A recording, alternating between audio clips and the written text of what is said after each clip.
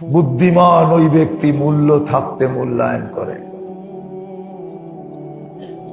আজকে হায়াতের মূল্য আছে, দেহের মূল্য আছে, যা দিছেন কম বেশি এটার মূল্য আছে।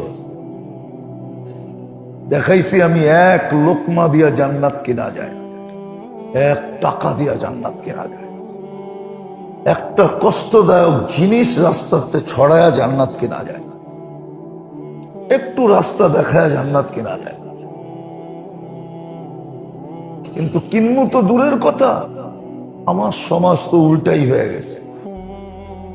নাইলে মাঝে মাঝে যা শুনি নিজেরই মনে চাই, ইয়া লাইতানি মৃত্যু কবলা হাদা।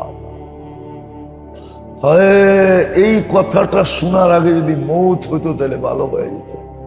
সমাজের চিত্র এরকম,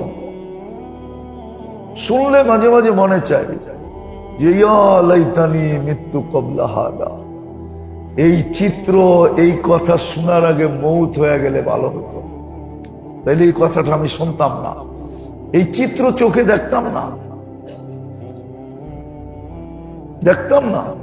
আমি খুলে বলতেছি না আপনাদেরকে, ইশারাই বলতেছি। আছে আমার সমাজে, আছে এরকম। তো সমাজটা এরকমই হয়ে গেছে। কে কারে ধোকা দিবে, কে কাঠটা সিনায় খাবে, এরমই না, এরম না। কি কারে ধোকা দিবে?